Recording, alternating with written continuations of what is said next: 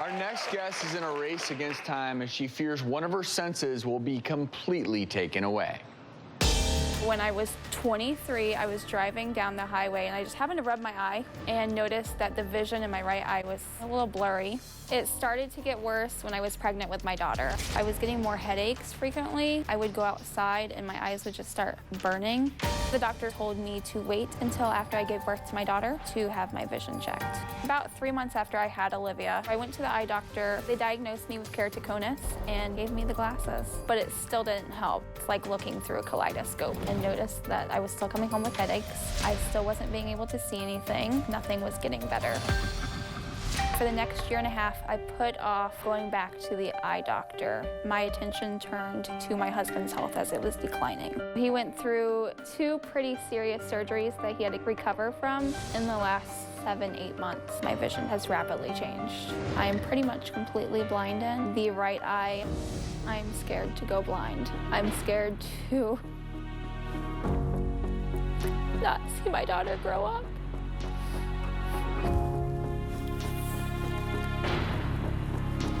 It scares me to know that when my daughter's with a whole bunch of kids her age, I don't know which one's her. That scares me, not being able to see her face on a daily basis.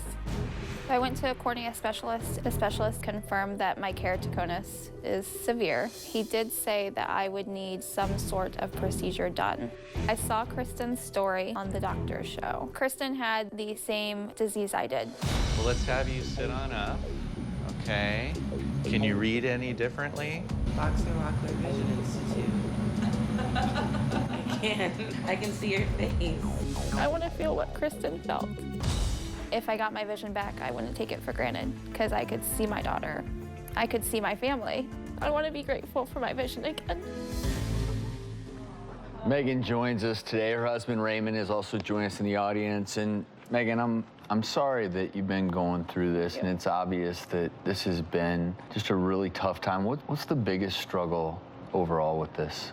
When you have children, I think your happiest moment is to watch them grow up. And I have a 3-year-old, and it's hard to do the day-to-day things. She likes to have her nails painted. Mommy can't see her nails to paint them.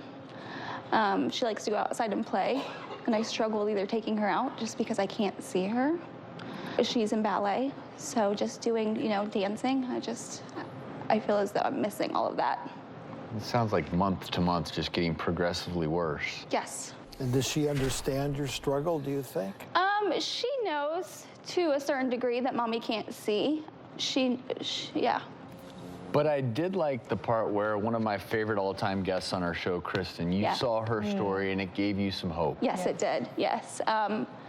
She has the same disease I do. She has keratoconus.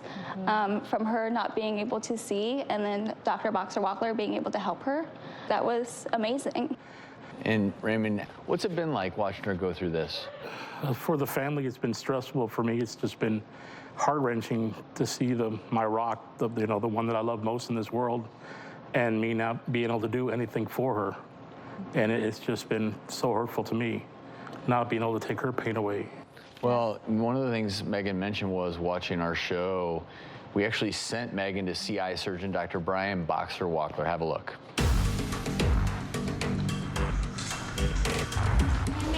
How are you? I'm Monica. Nice to meet you. Nice to meet you. So we're going to start with some testing first before you meet Dr. Brian. So let's go ahead and take you back. Thank you.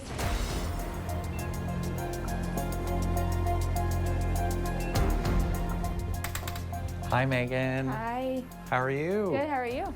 So first, what was the delay in you seeking treatment for your keratoconus? Because I was pregnant, husband needed surgery, and I think I just put it on the back burner. We're gonna do some tests now, Megan. Okay. And then I'm gonna review them with you. Okay, thank you.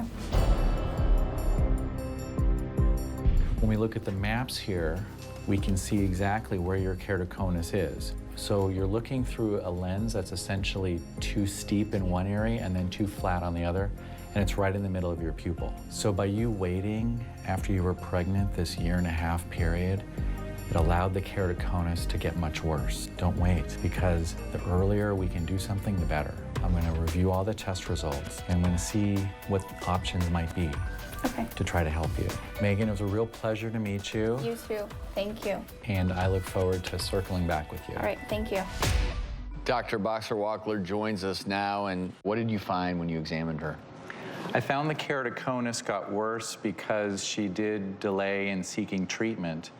And that's a really important message with keratoconus because it's a degenerative disease. And when you see a story like Kristen's, it fills you with hope.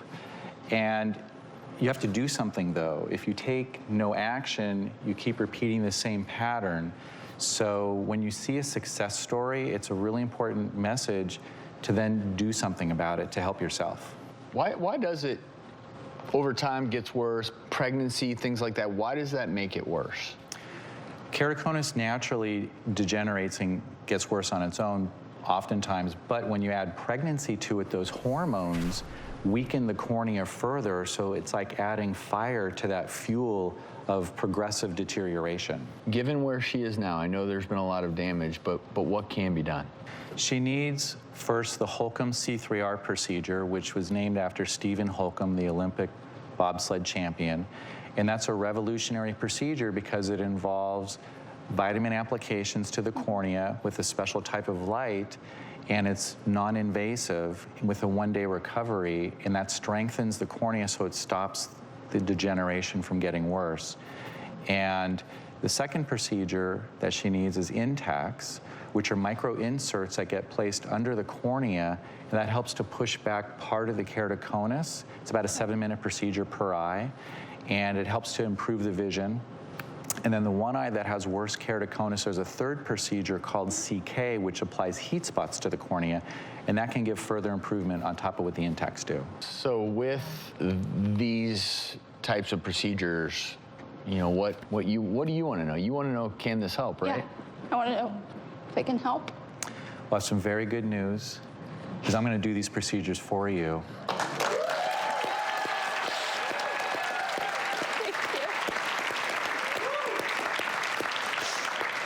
Thank you. And we're going to take care of everything for you, too. Thank you. Thank you so much. It's going to be okay. It's going to be okay. Well, Megan, you know, Kristen said all she wanted to do was to be able to read again, and we had her come back on the stage and read. Maybe we can have you and your daughter come do your nails together on our stage. How does that sound? Sounds good. Thank you so much. Doc, Thank you. we appreciate it. We'll be right back, everyone.